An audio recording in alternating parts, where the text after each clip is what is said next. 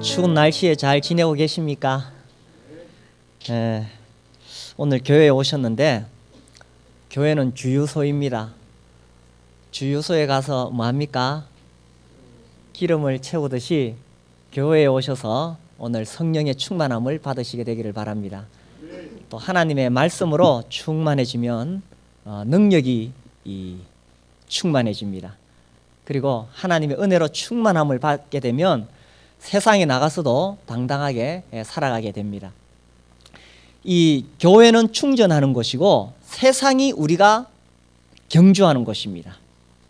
그래서 이제 여기서 능력을 받아서 세상에 나가서 승리하시고 이기시게 되기를 바랍니다. 이 세상을 살아가는 방식에는 이 방식에 따라서 두 부류의 사람들이 있습니다. 첫 번째는 자기 능력으로 살아가는 사람들이 있습니다. 이 사람들은 자기의 능력에 따라 인생이 결정된다고 생각합니다. 그러니까 자기 능력을 키우는 데에 모든 힘을 다 쏟습니다. 이 사람에게 중요한 것은 그 사람의 학벌, 재산, 인맥, 세상줄 이런 게 너무너무 중요합니다. 그런데 자기 능력으로 감당할 수 없는 일을 만나게 되었을 때는 좌절하게 됩니다. 낙심하게 되고 실패하게 됩니다. 그런데 두 번째 부류의 사람은 자기 능력으로 사는 것이 아니라 하나님의 능력으로 살아가는 사람들입니다. 이런 사람들은 인생이 하나님의 은혜에 달려있다고 생각합니다. 그래서 이 사람들은 하나님과 올바른 관계를 맺는 데 온 힘을 쏟습니다. 그래서 살아가다가 어려운 일을 만났을 때에도 좌절하지 아니하고 하나님의 능력으로 그 문제를 풀어나가는 사람들입니다. 여기 계신 분들은 어떤 부류에 속하십니까? 우리가 어느 부류에 속해야 이 세상에서 승리할 수가 있겠습니까? 오늘 우리 하나님 말씀을 한번 생각을 해보겠습니다. 여기 아사 왕의 이야기가 나오는데 유대 나라에 지금부터 약 2900년 전에 있었던 일입니다. 유대 나라에 아사라는 왕이 있었습니다. 그런데 이 구스라는 나라에서 100만 대군이 이 유다를 침공해 왔어요. 100만 대군이면은 숫자가 엄청나지요. 삼국지 보시면은 적벽대전에 조조가 동원한 군대가 100만 대군입니다. 제가 어렸을 때 삼국지를 아주 재밌게 읽어가지고 그래서 이제 이 조조가 성경 이야기하다 갑자기 삼국지로 바뀌었습니다. 100만 대군을 이끌고 그 오나라를 침공해 오는데 실제로 역사가들은 말하기를 그 당시에 100만의 군대가 어디 있느냐 아마 많아봤자 20만에서 30만 명 정도 될 것이다 이렇게 추정합니다. 또 어떤 학자들은 한 7만 명 정도 되는데 중국 사람들은 워낙 뻥치기를 좋아하잖아요. 그래서 100만이라고 썼지 실제로는 어림도 없다. 그 당시 인구로 봐서는 그렇게도 말을 합니다. 아무튼 이 성경에는 100만 대군이 공격을 해왔습니다. 자, 이 100만 대군이 왔는데 이 아사왕에게도 군대가 있었어요. 그 앞에 역대하 14장 8절에 보면 이 아사의 군대도 유다 중에서 큰 방패와 창을 잡는 자가 30만 명, 베냐민 중에서 작은 방패를 잡으며 활을 당기는 자가 28만 명, 합하면은 얼마입니까? 58만 명이 있었어요. 사실 58만 명 정도 되면은 뭐 100만 군대하고 싸워가지고 꼭 진다는 보장은 없습니다. 전쟁은 단지 이 숫자에 의해서 결정나는 게 아니니까요. 그러나 외형적으로 봤을 때에 58만 대 100만은 이거는 결코 이 만만한 숫자가 아닙니다. 뭐 반 조금 넘는 숫자로 이 100만 대군을 맞이해야 되는 것입니다. 이때에 아사 왕이 자기 능력으로 싸우려고 했다면은 58만으로 100만을 상대해야 되는 거예요. 근데 여러 가지 면에서 상당히 불리하죠. 이때 아사는 자기 능력으로 하지 아니하고 하나님의 능력으로 이 문제를 풀어갑니다. 자, 이 9절에 보시면 구스 사람 세라가 그들을 치려하여 군사 100만 명과 병거 300대를 거느리고 마레사에 이르매 아사가 마주 나가서 마레사의 스바다 골짜기에 전열을 갖추고 이제 100만 대 58만이 붙었는데 11절 아사가 그의 하나님 여호와께 부르짖어 이르되 이 아사 왕은 자기 능력으로 그 100만 대군을 맞선 것이 아니라 하나님의 능력으로 그 100만과 맞서기를 원했습니다. 그렇게 할 때 하나님의 능력으로 사는 사람은 어떤 사람이냐? 그가 그의 하나님 여호와께 부르짖어 하나님의 능력으로 사는 사람은 기도하는 사람이다 하는 것입니다. 자기의 힘으로 100만을 맞서 싸울 수가 없기 때문에 그는 하나님께 기도했다는 것입니다. 우리가 살아가면서 수없이 많은 문제들을 만나게 됩니다. 내가 내 능력으로 감당할 수 없는 그런 문제가 나에게 왔을 때 내가 어떻게 해야 되느냐? 내 능력으로 그거 감당하려고 하면 우리가 실패할 수 있습니다. 내 능력보다 더 큰 문제가 왔을 때는 이길 수가 없는 거예요. 그때 어떻게 하느냐? 이 아사 왕은 어떻게 했느냐? 그의 하나님 여호와께 부르짖었다는 거예요. 이 부르짖었다는 것이 그냥 하나님 날 도와주십시오 이 정도는 아니겠죠. 부르짖었다는 것은 정말 그 마음 깊은 곳에서 하나님을 향하여 간절하게 애절하게 힘을 다해서 기도했다는 뜻입니다. 이것이 하나님의 능력으로 살아가는 사람들이에요. 근데 우리가 살다 보면 사실 여러 가지 문제들을 만날 때에 내 능력으로 감당할 수 없으면 쉽게 나오는 것이 불평입니다. 원망입니다. 그리고 그 문제 앞에 낙심하게 됩니다. 왜 우리가 문제 앞에서 낙심하느냐? 내 능력으로 그 문제를 해결하려 하니까 안 되니까 낙심하는 거예요. 그래서 예수님이 이렇게 말씀하셨죠. 누가복음 18장에 보시면 그 잘 알려진 이 과부의 기도가 나옵니다. 누가복음 18장 1절 제가 읽겠습니다. 예수께서 그들에게 항상 기도하고 낙심하지 말아야 할 것을 비유로 말씀하여 이렇게 됩니다. 예수께서 사람들에게 어떻게 기도하라고 가르쳤어요? 항상 기도하고. 기도는 숨 쉬듯이 하는 것입니다. 숨을 쉬다가 말다가 그래야 합니까?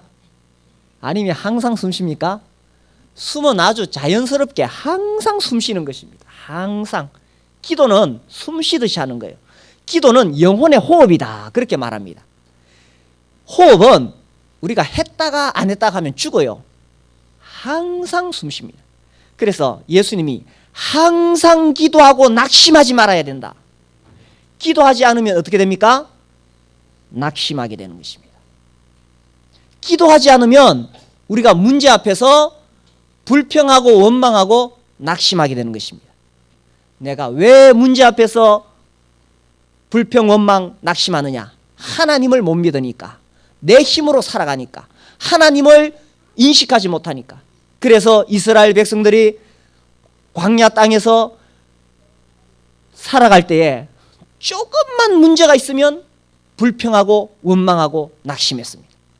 하나님께서 그들을 낮에는 구름 기둥으로 인도하시고 밤에는 불 기둥으로 보호하시고 밤과 낮으로 하나님께서 그들과 함께하고 계셨지만 그들이 문제만 있으면 낙심하고 불평하고 원망했어요. 그들은 기도하는 민족이 아니라 원망하는 민족이었습니다. 그들은 자기 능력으로 문제를 풀어가려고 할 때에 큰 문제 만나면 불평했던 것입니다. 그러나 하나님의 능력으로 살아가는 사람은 항상 기도하는 사람입니다. 항상 기도하면 낙심하지 않습니다. 그래서 여기 본 이 예수님 비유로 하신 말씀이 과부가 있었다. 고대 시대 과부는 어디 의지할 데가 없는 사람, 그런 여자예요. 그 여자가 어떤 사무치는 일이 있어서 그 도시의 재판장에게 가서 내 문제를 풀어달라고 이야기했습니다. 그런데 그 재판장이 불의한 재판장이라 귀찮아가지고, 그런데 관심이 없는 사람이에요. 그런데 이 과부가 날마다 와가지고 호소하니까 나중에 귀찮아가지고, 아이고 내가 귀찮아 못 살겠다, 들어줘야 되겠다 해가지고 문제를 풀어주는 거예요. 예수님 말씀이 이렇게 이런 불의한 재판관도 밤낮 이렇게 와서 호소하니까 들어주는데, 그 다음에 18장 7절 말씀 보십시오. 7절 같이 읽겠습니다. 하물며 시작. 하물며 하나님께서 그 밤낮 부르짖는 택하신 자들의 원한을 풀어주지 아니하시겠느냐, 그들에게 오래 참으시겠느냐. 이 주님의 말씀 믿으십니까? 예. 근데 왜 이게 우리가 응답이 안 되느냐? 여기 밤낮 부르짖으라고 돼 있고 항상 기도하라고 돼 있는데, 우리는 기도하다 말고 자꾸 낙심하니까 그런 거예요. 자꾸 불평하니까 그런 거예요. 그래서 우리가 할 일은 기도하고 기다리는 것입니다. 주님의 때와 시간은 주님의 손에 있으니 언제 응답이 올지 알 수 없지만 기도하고 기다리는 것입니다. 그래서 주님이 항상 기도하고 낙심하지 말아라. 우리 예수 믿는 사람의 특권이 뭡니까? 예수님 이름으로 기도할 수 있다 하는 것입니다. 우리 그 뒤에 요한복음 16장 말씀 보겠습니다. 요한복음 16장 23절. 그날에는 너희가 아무것도 내게 묻지 아니하리라. 내가 진실로 진실로 너희에게 이르노니 너희가 무엇이든지 아버지께 구하는 것을 누구 이름으로요? 내 이름으로 주시리라. 자, 24절 같이 한번 읽겠습니다. 24절 시작. 지금까지는 너희가 내 이름으로 아무것도 구하지 아니하였으나 구하라 그리하면 받으리니 너희 기쁨이 충만하리라. 예, 성경을 빨리 못 찾으시면 여기 스크린에 보시면 성경 말씀이 뜹니다. 예수님이 너희가 내 이름으로, 지금까지는 내 이름으로 아무것도 구하지 아니하였으나 구하라, 지금부터는 구하라 그리하면 받으리니. 우리가 기도하고 제일 마지막에 뭐라고 합니까? 예수님 이름으로 기도합니다. 이 말은 하나님 아버지, 나는 하나님께 이 기도할 만큼 그렇게 참 완전한 사람이 못 됩니다. 그러나 내가 예수님 이름으로 기도하니까 들어주십시오. 그러면 하나님이 가장 사랑하시고 하나님과 하나 되신 그 예수님의 이름으로 기도할 때에 하나님께서 들어주시는 것입니다. 그래서 기도가 내가 무슨 자격이 있고 내가 뭐 좀 잘했고 내가 잘나서 하나님께 기도하는 게 아니에요. 나는 부족하고 모자라고, 나는 감히 거룩하신 하나님 앞에 무엇을 달라고 요구할 수 있는 그런 자격이 없을지라도 예수님의 이름으로 기도할 수 있다 하는 것입니다. 예수님이 자기 이름을 우리한테 그냥 빌려주셨는 거예요. 예수님. 그래서 우리가 예수님의 이름으로 기도할 때에 아버지께서 구하는 것을 예수님의 이름으로 주시겠다고 말씀하셨고, 그리하면 받으리라. 너희 기쁨이 충만하리라. 우리가 기도 응답을 받으면요, 참 마음에 기쁨이 충만합니다. 저는 기도 응답 받았을 때 제일 먼저 왜 기쁘냐 하면 하나님이 내 기도를 들어주셨다 하는 그 사실에 기쁨이 있습니다. 어떤 문제가 있어서 그 문제가 해결된 것도 기쁘지만 그보다 앞서 우리 하나님 아버지가 정말 내 기도를 이렇게 들으시고 이렇게 응답해 주시는구나, 그 사실이 더 기뻐요. 그 다음에 문제 해결된 거, 그건 또 기쁘죠. 더 기쁜 것은 정말 하나님이 나의 기도를 들으시고 나와 함께 하시고 내 인생을 인도하시고 계시는 것이구나, 이것이 더 기쁩니다. 그래서 우리가 이 기도의 응답을 받았을 때 이 마음의 기쁨이 충만하게 되는 것입니다. 우리가 살아가면서 문제가 올 때에 기도하라 하는 것입니다. 제가 아주 직접은 못 만나고 책에서만 본 참 존경하는 분이 계시는데 예수전도단의 그 창시자인 이 로렌 커닝햄입니다. 그 아버지도 전심 사역자였고 목회하시는 분이었는데 지리도 가난했어요. 그 시대에. 근데 이제 이분이 그 9살 때 자기 경험을 이야기를 합니다. 그 이분들은 참 가난했는데 하루는 그 어머니가 $5짜리 지폐를 주면서 그 우유를 사오라 그래요. 얘야, 이 돈은 한 주간 쓸 식료품 값이니까 조심해서 다녀오너라. 근데 이 9살짜리 아이가 그 돈 받아가지고 휘파람 불면서 깡통 차면서 이제 가다 보니까 옆에 뭐 병뚜껑 있으면 그것도 주워 넣고 그래 가가지고 식료품 가게에 가가지고 이제 우유를 샀어요. 그 다음에 이제 호주머니에서 돈을 꺼내니까 있어요, 없겠어요? 없어요. 일주일 동안 그 $5로 살아야 되는데, 그래서 이제 집으로 돌아옵니다. 그 어머니가 막 요리를 하다가 아들 표정 보면 다 알잖아. 그래서 이제 아들이 잃어버렸다 그래요. 그래서 이제 얘야, 우리 그러면 기도하자. 그 돈이 어디에 있는지 하나님께서 보여주시도록 기도하자. 어머니는 선체로 손을 내밀어 내 가날픈 어깨에 얹고 하나님께 이렇게 기도했다. 주님은 그 $5가 정확히 어디에 숨겨 있는지 아십니다. 이제 우리가 기도합니다. 어디에 있는지 가르쳐 주세요. 우리의 생각 속에 말씀해 주세요.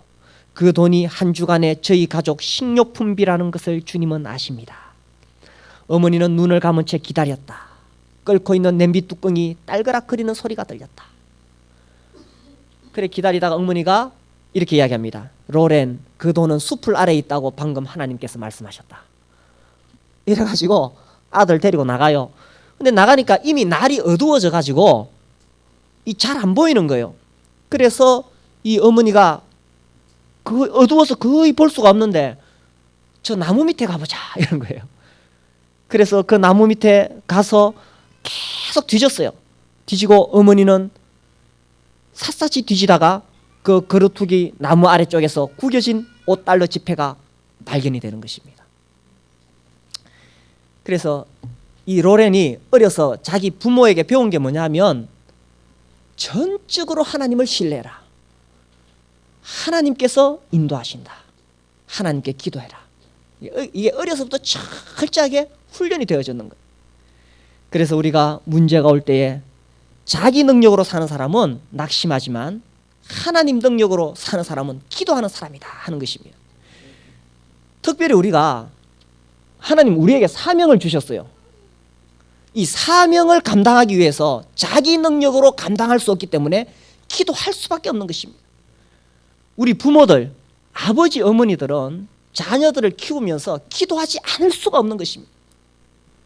요즘요, 우리 아이들이 얼마나 위험에 노출되어 있는지 모릅니다. 컴퓨터만 켜면은 온갖 이 폭력적인 것, 엄란한 것들이 그 컴퓨터 화면에 뜹니다. 그리고 학교 오가는 길에 얼마나 위험한 일이 도사리고 있는지, 친구들을 어떻게 잘못 사귀는지, 정말 아버지, 어머니는 자녀들 키우면서 기도할 수밖에 없는 것입니다. 또 우리 교회에서 목장을 이끌어가는 목자들은 기도하지 않을 수가 없는 것입니다. 영혼 구원하여 제자 삼으라는 그 사명을 주님이 우리에게 주셨는데 기도하지 않고 영혼 구원받지 않습니다. 처음에 우리가 이 목장으로 이렇게 분류될 때 제가 몇몇 목장 보니까 여긴 참 힘들겠다. 이 멤버들이 참 힘들겠다. 그런데 그 목장에서 날마다 새벽기도 나와서 눈물로 기도하니까 놀랍게 변화되는 것을 보게 됩니다. 기도하지 않고 우리에게 주신 사명을 감당할 수 없습니다. 여기 유초등부 교사들, 중고등부 교사들, 어린 자녀들을 맡아서 그들을 이제 하나님 말씀으로 가르치고 있습니다. 기도하지 않고 그 어린 자녀들을 결코 하나님 말씀으로 가르칠 수가 없는 것입니다. 이제 직장에 출근하고 사업을 하실 때도 기도하지 않고 그 사업을 할 수가 없는 것입니다. 어제 저희 집에 우리 청년들 모여서 이렇게 서로 삶 나누기를 하는데 이 사업에 대한 이야기가 나왔어요. 그래서 기도하고 나갔을 때 주님이 놀랍게, 정말 놀랍게 그 일이 되도록 풀어주는 그런 간증들을 들었습니다. 우리가 자기 능력으로 한다면 자기 능력으로밖에 살 수가 없는 거예요. 그러나 하나님의 능력으로 살아가면 하나님이 하나님의 능력으로 문제를 풀어주시는 것입니다. 그래서 이 문제도 풀어주시고 우리가 하나님께 받은 사명을 이루는 것도 기도를 통해서 해나가는 것입니다. 우리가 왜 이렇게 기도에 매달리느냐? 잘 들으십시오. 인생의 승패는요, 기도에 달려 있는 것입니다.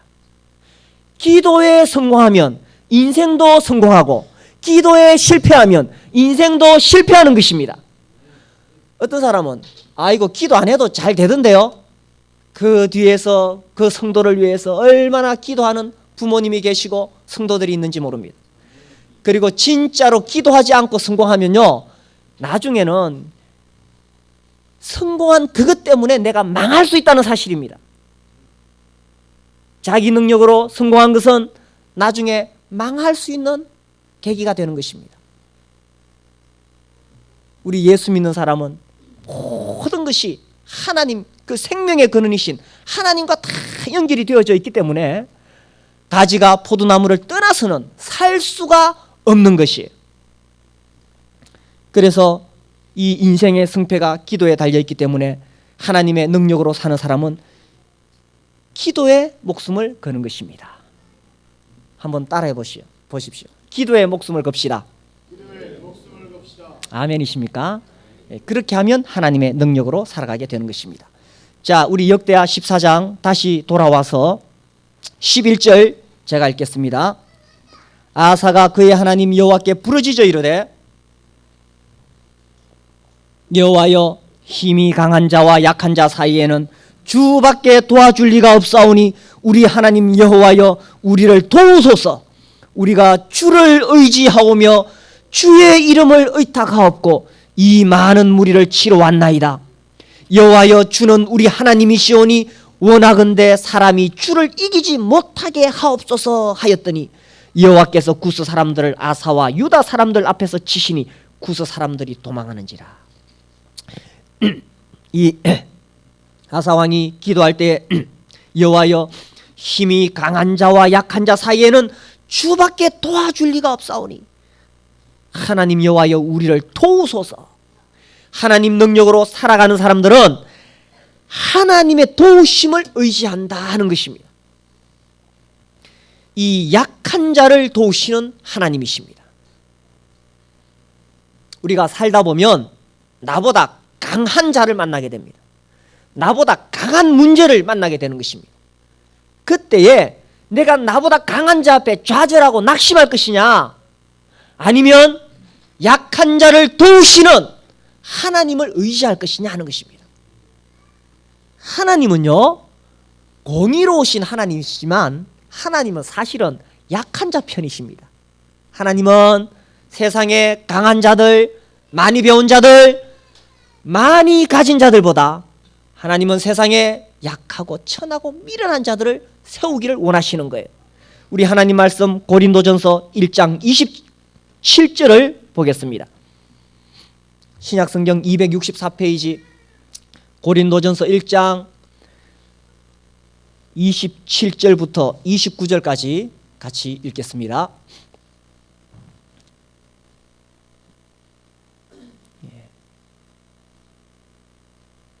신약 264페이지입니다. 27절부터 29절 같이 시작. 그러나 하나님께서 세상의 미련한 것들을 택하사 지혜 있는 자들을 부끄럽게 하려 하시며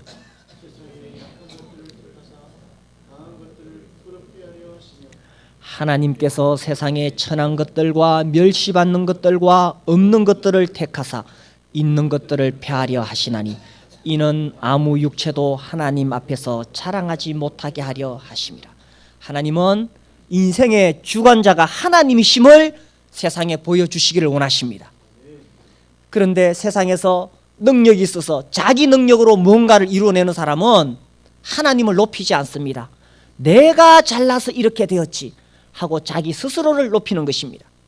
그래서 하나님은 세상에 약하고 천하고 미련한 그런 사람들을 하나님께서 사용하시는 거예요.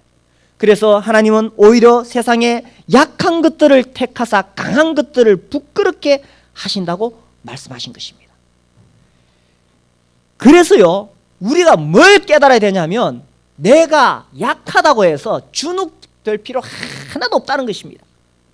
내가 세상에서 가진 것 없다고 해서, 배운 것 없다고 해서, 우리 학생들 공부 좀 못한다고 해서 주눅들 필요 하나도 없습니다.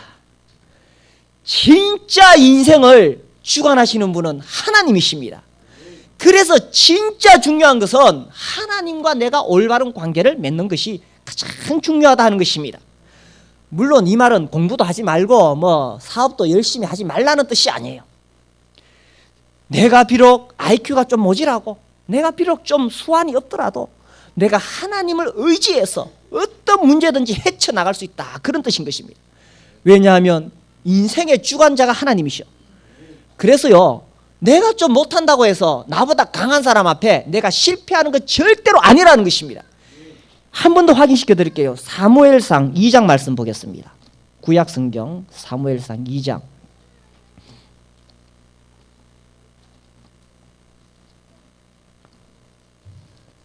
사무엘상 2장 5절입니다. 구약 410페이지 2장 5절.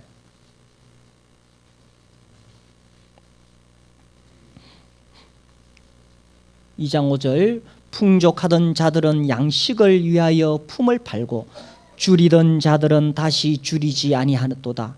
전에 임신하지 못하던 자는 7을 낳았고 많은 자녀를 둔 자는 쇠약하도다. 여호와는 죽이기도 하시고 살리기도 하시며 스올에 내리게도 하시고 거기에서 올리기도 하시는도다. 이거는 하나님이 죽일 수도 있고 살릴 수도 있다, 그런 뜻입니다. 7절, 여호와는 가난하게도 하시고 부하게도 하시며 낮추기도 하시고 높이기도 하시는도다. 가난한 자를 진토에서 일으키시며 빈곤한 자를 구름더미에서 올리사 귀족들과 함께 앉게 하시며 영광의 자리를 차지하게 하시는도다. 땅의 기둥들은 여호와의 것이라 여호와께서 세계를 그것들 위에 세우셨도다. 그러니 죽고 사는 문제도 하나님 손에 달려있다 하는 것입니다.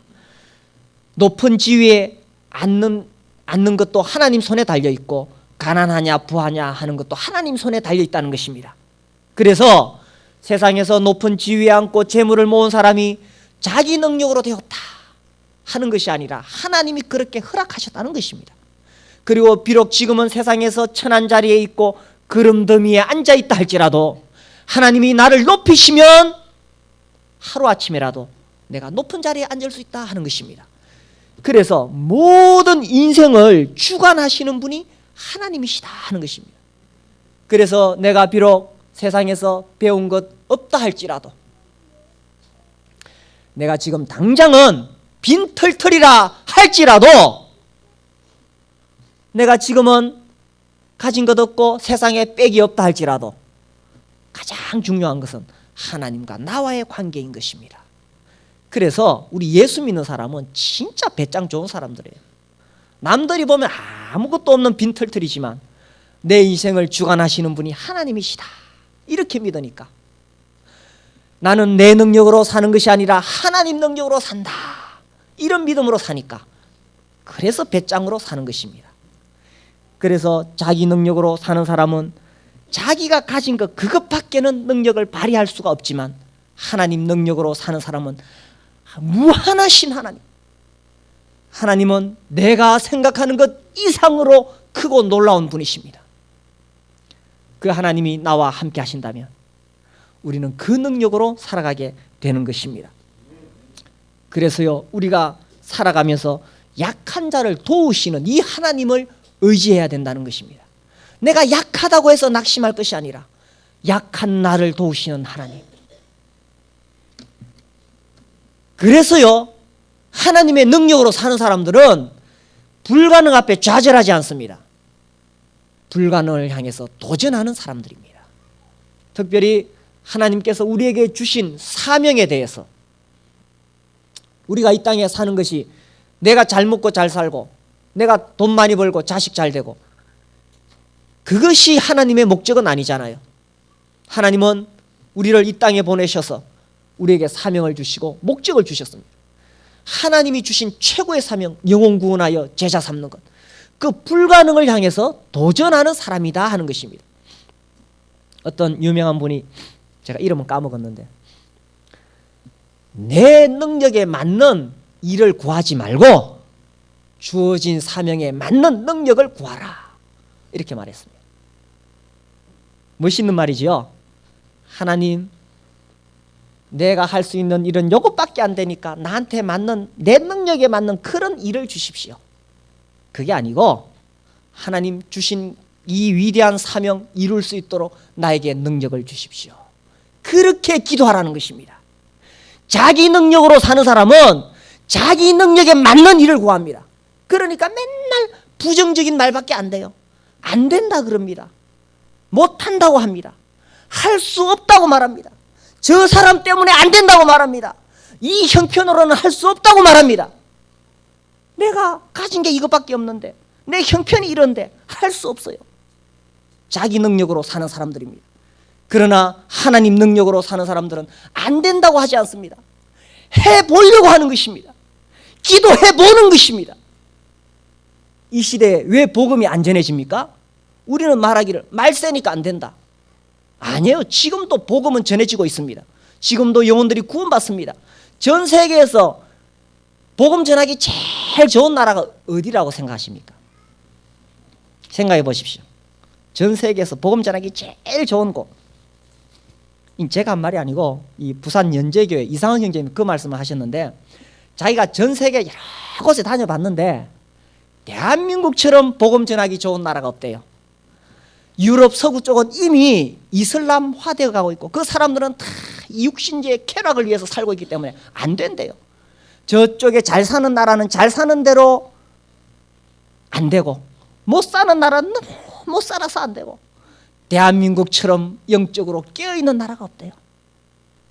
제가 그 말 들으면서 맞다, 대한민국처럼 복음 전하기 좋은 나라가 어디 있느냐, 그저 먹긴 것입니다. 안 된다고 생각하면 안 되는 것이요, 된다고 생각하면 되는 것입니다. 그래서 내 능력에 맞는 일을 구하지 말고 주어진 사명에 맞는 능력을 구하라는 것입니다. 지난번에 우리가 그 영남 지역에 이 목회자들이 모이는 자리에 어떤 분이 이 책을 소개했어요. 제가 이 책을 읽어보니까 이 목사님이 어촌 마을에 부임을 해가지고 23명 모이는 그 어촌 마을에서 우리 100명이 모이도록 합시다, 이렇게 이야기를 했대요. 그러니까 그 마을 유지가 하시는 이야기가, 자기가 어려서부터 이게 살아온 마을 유지인데 자기 아들 결혼식 때도 100명이 안 왔대요. 그 마을 사람들 다 합해봤자 300명이래요. 그리고 29평 예배당에 100명이 앉을 자리도 없대요. 그래, 안 된다 그랬어요. 그렇지만 해봅시다. 그래서 열심히 전도해서 석 달 만에 100명이 꽉 찼대요. 그 어촌 마을 반경 3km 내에는 300명밖에 안 산대요, 사람들이. 그래, 이번에는 이제 300명 모입시다, 이렇게 합시다. 전부터도 안 된다 그랬어요. 우리 마을 사람 다 끌어모아도 300명밖에 안 되는데, 이 목사님이 열받아가지고 그럼 우리 1000명 모이도록 합시다 그랬대요. 그래가지고 1000명 모였대요. 지금은 2000명 모이고 있습니다. 그래가지고 29평 예배당이 이제 6000평 땅을 사가지고 예배당 짓고 그렇게 모이고 있습니다. 안 된다고 하니까 안 되는 것이요, 아예 포기하니까 안 되는 것이요, 자기 능력으로 하려고 하니까 안 되는 것이요. 우리는 자기 능력으로 하는 것이 아니라 하나님의 능력으로 살아가는 것입니다. 부정적인 말하고 부정적인 생각하면 이게 불신인 겁니다. 그러나 우리가 믿음의 말을 하고 믿음으로 도전할 때에 하나님의 능력으로 살아갈 수가 있는 것입니다. 그래서 나 자신을 보면 안 되지요, 내 능력으로 안 되지요. 그러나 약한 자를 도우시는 하나님을 의지하는 것입니다. 그래서 다시 역대하 14장 돌아와서요, 하나님께서 큰 승리를 주셨습니다. 하나님께서 함께 하셔서 그 100만 대군을 쳐부셨습니다. 적벽대전에서는 화공전으로 이겼는데 여기에서는 하나님이 개입하셔서 100만 대군을 다 떴습니다. 그 다음에 역대하 15장에 보시면 하나님의 영이 오뎃의 아들 아사랴에게 임하심에 15장 2절 역대하 그가 나가서 아사를 맞아 이르되 아사와 및 유다와 베냐민의 무리들아 내 말을 들으라. 너희가 여호와와 함께하면 여호와께서 너희와 함께 하실지라. 너희가 만일 그를 찾으면 그가 너희와 만나게 되시려니와 너희가 만일 그를 버리면 그도 너희를 버리시리라. 하나님 말씀은 우리가 하나님을 찾으면 하나님이 우리를 만나신다는 것입니다. 우리가 하나님을 버리고 내 능력으로 살려고 하면 하나님도 나를 버리신다는 것입니다. 그래서 하나님의 능력으로 사는 사람은 하나님께 올인하는 것입니다.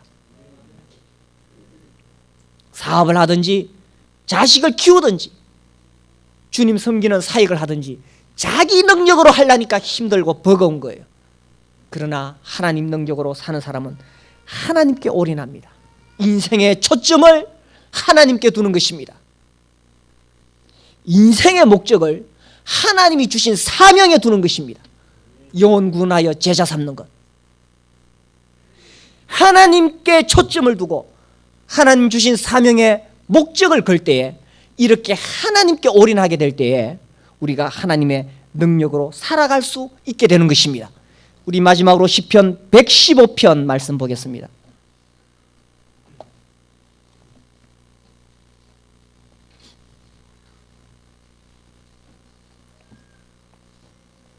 시편 115편 11절 말씀, 이 말씀 같이 읽겠습니다.